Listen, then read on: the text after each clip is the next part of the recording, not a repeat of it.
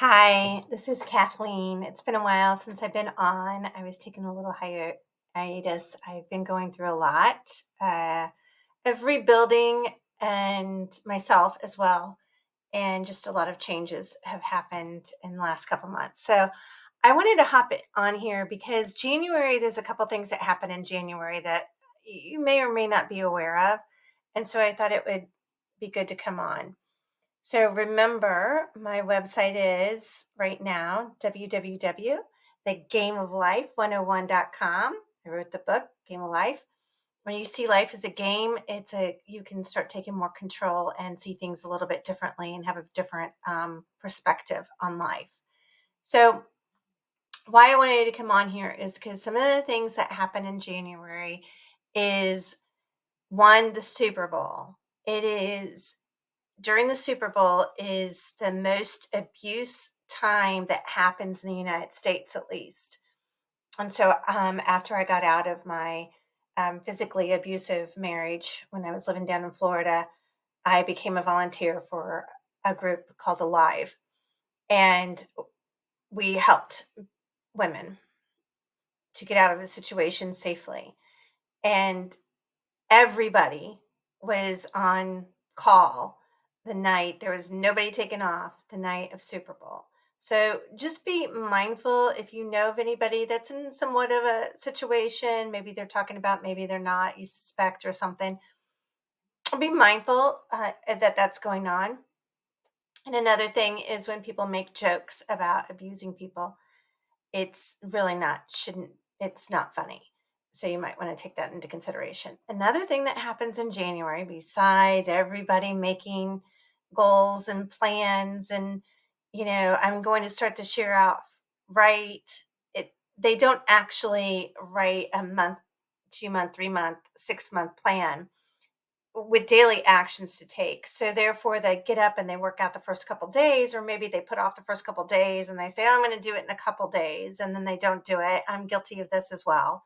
So it's really important to create your own rhythm and to start that rhythm. So we get into a hypnotic rhythm. If you ever read the book or listen to, I highly recommend you listen to Outwitting the Devil by Napoleon Hill. It was written in 1939. Excellent book. You can get it, I think it's even on YouTube.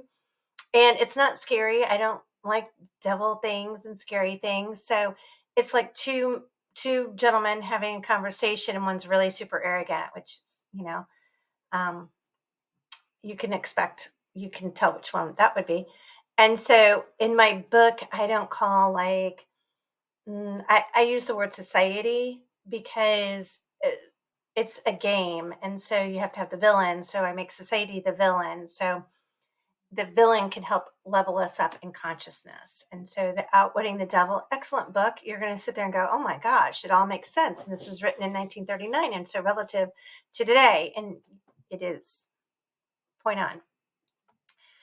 So, and people are breaking their goals, and because they get into hypnotic rhythm, they're not having a set goal, getting up at the same time, doing a routine. In my book, I have that in chapter 10, and I give dash actions throughout the book. And those dash actions are to help you ground and to help you think differently and to implement different processes in your daily routines. And then in chapter 10, I go over a game plan for you to start and end your day. When you do that, just do it for 30 days. If you miss a day, just do it the next day or do it that night. And you will start noticing a difference. You'll start noticing clarity. I talk about some breathing techniques that I use, and those are very powerful. Whatever breathing technique you're using, breathing if your body has oxygen and it's alkaline, there is no dis-ease. So if you really don't want to be sick and have disease, I'm not giving medical advice, nor am I giving legal advice, but I drink distilled water and I add my minerals to it like Celtic salt. And I haven't been sick in 4 years. Yeah, 4 years at all. I had a cold 4 years ago.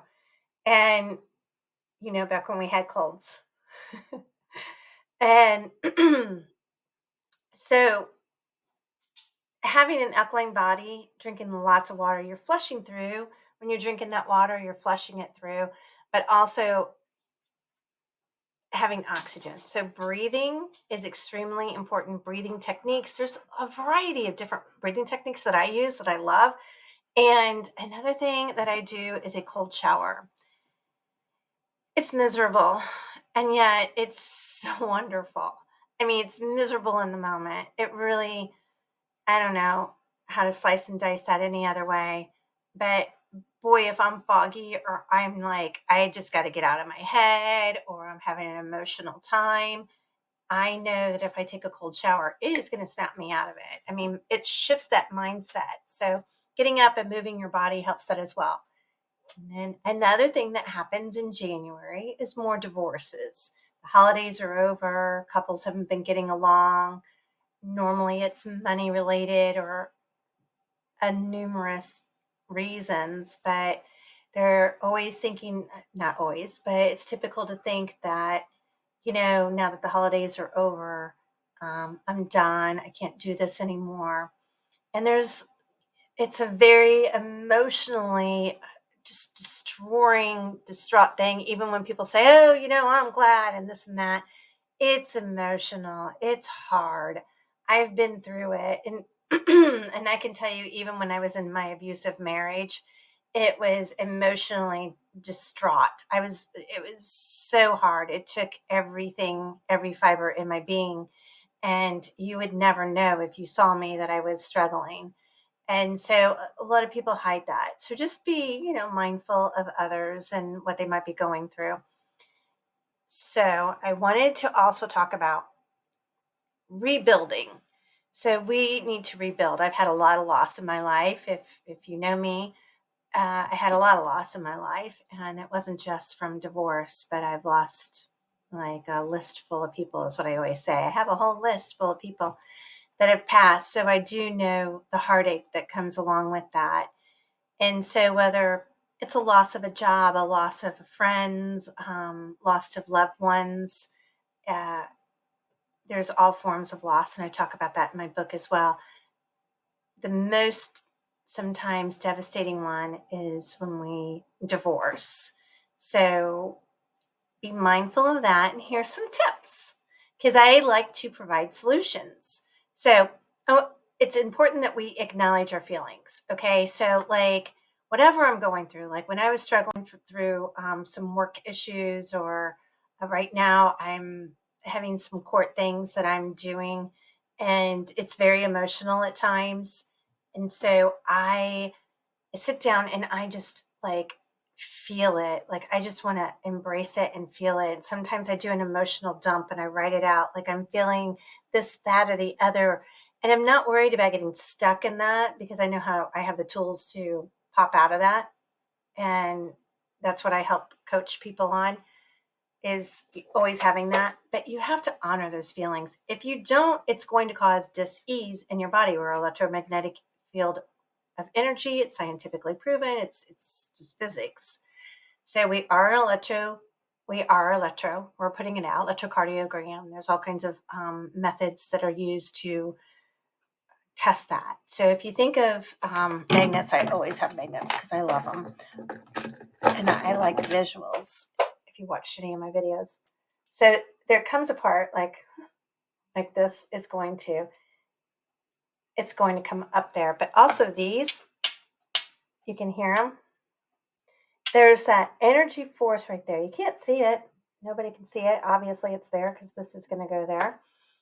And like it got to a point where I can't even hold them apart. Like it's going to do that. We have that. That's the law of attraction. So the vibration frequency with your thoughts that you're putting out are going to attract that vibration. That's why, like, sometimes you can experience something one way and somebody else can experience it completely different, because it's the level of vibration that they're omitting, and you control that. So one of the things of doing that is honoring your feelings. Feel them. Let yourself feel them. And then give them grace and give them love, and start thinking of how having that feeling has helped you. I know that might sound crazy, but I was in physically abusive marriage and strangled, and at times it was really bad. And I look back at that time as a blessing because it taught me so much. I was able to go and help other women, and to this day, I still help people, and I'm passionate about that. And I would not have had that deep understanding had I not experienced that.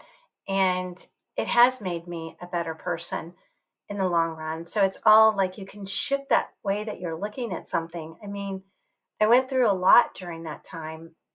It wasn't just abuse. I had moved a couple times, moved away from my family and friends and changed jobs, and my dad died suddenly, and my brother got cancer, and some other people that I loved died, and we won't get into all that. But it was a challenging time, and I made it through. And you're going to start noticing the patterns that you make through the times where you've been down and you've picked yourself back up.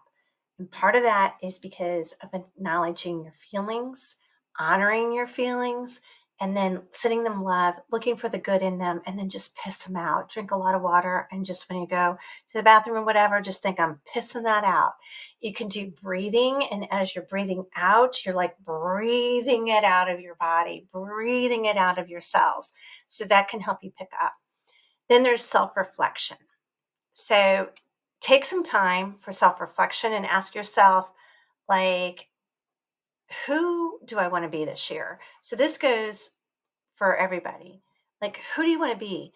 Who do you really want to be? Who have you imagined yourself, like in your biggest desires and dreams, to be?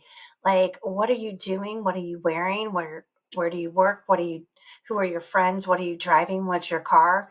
And some people are like, oh, that's just fairy tale. I talk about this in my book. You're creating your movie. And when you start using your positive affirmations, but you use visualization, it's your brain, you're telling your brain, this is what I anticipate. This is what I want. Ask and you shall receive. And so when you do it with, there's a feeling inside of you, an emotion. I've always got positive affirmations all around me. So I've got my life purpose. Here's my abundance. I am now abundant. I can say I am now abundant. I'm now wealthy. I'm now this. And I'm not saying it with emotion. But if I truly am like, I am now abundant.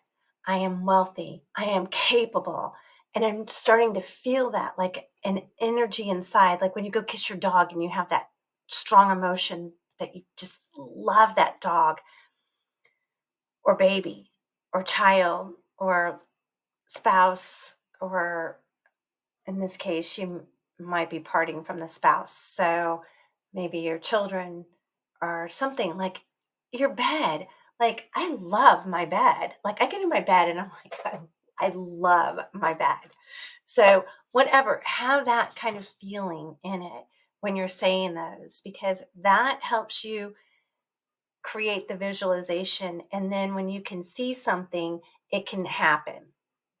Athletes use this. I talk about that in my book as well. So athletes will use that. They use visualization to help them. They see themselves crossing that finish line. They see themselves with the award. And the ones that do that often have the award. They get the award. And if not the first time, because sometimes we don't make it the first time, maybe somebody else did more visualizations or something. But there's a lot that you can look on visualizations and the techniques and how important that is. So, and a third one is, a lot of people say set boundaries. And boundaries is good. I think it's more balance for me, is to set balance. It's to know your hell yes and your hell no. And so a hell yes is what inspires you, what makes you happy, what makes you feel that feeling that we were just talking about. If it's like, I really want to go drive down the river road, or I really want my toes in sand, or I really want ice cream, that's going to make me happy, even though it's sugar. I really know that it's going to make me internally happy. That would be a hell yes. You should go do it. I mean, it's not harming anyone, so it should always not be harming someone. Sometimes we have to say the Captain Obvious. And then if it's like somebody asks you to go do something and you're like, oh, I don't want to do that. Okay, probably there's things that we're always going to do. Like, do I want to clean the house? No, I would much rather hire someone to do that. But at the same time, I also like the end result. So sometimes there's going to be things like, oh, yeah, that's not something I want to do. But is it something that's like a no, I do not want to do this. I'm not doing it. And know that it's okay to change your mind. Like you've told a friend you're going to go do something, and like that day you wake up and you're needing me time. You need self care. Self care over overcare, two different things. Like sometimes we overcare and we'll do something just to appease other people. And that is not good for us. So know that balance between taking care of yourself and over caring for others. Okay. And then embracing change. Change is a part of life. If you are living in the Four Seasons area, like myself, then it's a beautiful thing. You have winter and everything's dead and it's cold outside, and you don't even need a cold shower. You can just go outside. And then you see the beauty of spring and all the delights that come with that. And then the summer and it's hot, and then the beautiful fall with the leaves changing and the crunching of the leaves underneath your feet. And so if you don't live in one of those seasons, you still know what I'm talking about. And change is just a natural, it's one of the laws of nature, and it's always changing. Our life is always changing. If you're not changing, you're dying. So embrace change. Everybody's like, oh, I hate change. And I'm like, so I mean, then why are you I mean, you're breathing and every moment is different. You're constantly changing. That's a given. So embrace that. It's your attitude, it's your mindset, it's your thought. Your thought creates your energy and motion, which is your emotion, which creates your actions or reactions. So when you can start controlling your thoughts, and you can do that with what you feed your thoughts, listening to motivational books, getting off television is probably a really good thing, and to what you feed your thoughts. So you want to embrace change. You want to acknowledge that it's okay to change. It's okay. It's becoming new. It's just like the new year. It's a new you. And so reinvent that self of you and look for opportunities, get out of your comfort zone. Let me tell you something about comfort zone. Comfort zone is uncomfortable. We're so used to familiarity that we think that it's comfortable when really it's freaking miserable. We're like, why do we, you know, binge on Netflix, and why do we like eat shit food? Sorry, bad food and sugar and drink maybe alcohol or something like that. I mean, at some point, it's so much better when you fast and when you eat healthy foods and when you are working out, when you're moving, when you're doing things like that. So embrace getting out of that comfort zone that you're in, because it's really not comfortable. It's just familiar, and creating a new pattern, a new rhythm for yourself. And write down what you want to do. That's the game plan that I talked about earlier. And then rediscovering your passions. I have some notes. What lights you up? What, like I was talking about, the hell yes. What just inspires you? Do you like writing? Do you like taking a walk? Do you like taking drives by yourself, or being with friends, or playing, card games or something like that? What lights you up? And think about those things, because you're rebuilding who you can be, and it's powerful. You want to light that light. There's a light inside of all of us, and a lot of it's gone dim.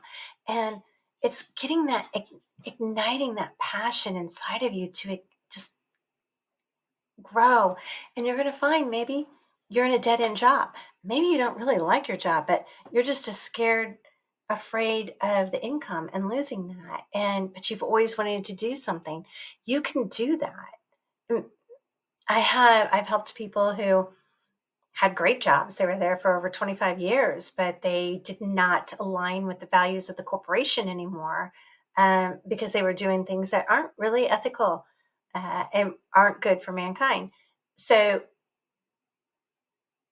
worked through like some opportunities, and started a business and launched the business, and the business had paid itself off in 6 months and then was let go from that job and already had this established. So you don't know what's about to come. So you might as well start planning on something that you're passionate about and lining that up. So you can do both at the same time. I worked full time and wrote a book and took classes at the same time and was active in a lot of other things. So we can get a lot more done when we have an organization of time, and that breathing really helps with the organization of time. So, and the last one I'm going to bring up is seeking support. A lot of times when we go through divorce or loss or rebuilding ourselves, our friends circle is going to change. And you can feel it, you can know. And it doesn't mean we don't like the people, it doesn't mean that we don't, want to be around them. Our shift in our world has changed, and so will the friend circle. And it can be hard at times because it is a change. And maybe like we know like that isn't necessarily who we want to be out with all the time, but that's familiar. And so start asking to meet some new friends. I did that and I started making all kinds of new friends, and I still am.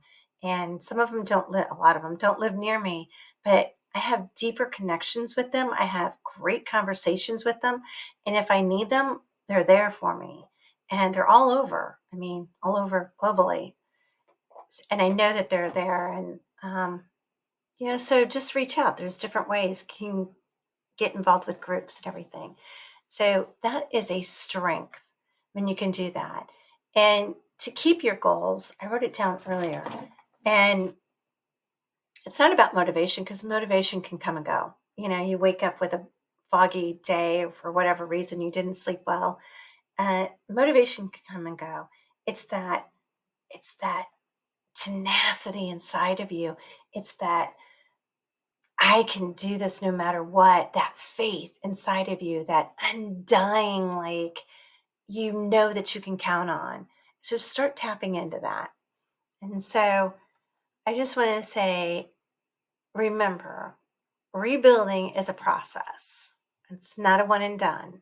And it's okay to take one step at a time. It's okay to give yourself grace and stay in bed all day and sleep. Sometimes your body just really needs sleep. So honor it. Listen to your body. Don't feel like, oh, I've got to do this, that, and the other. I mean, sometimes if you've got to pick up kids, you should probably do that. But you know what I'm saying. So let's support each other and be there for each other and be compassionate and be kind. Kindness is very underrated, and I love the word kind and compassion. So let's support each other and help each other build more meaningful, purpose driven lives. And I hope that somebody found some value in this. If you think somebody else would have value, please like and share. I do like comments and like and share. It means a lot to me. And until next time, I hope you have a fabulous night and a great new year. So thanks so much for listening and giving me your time.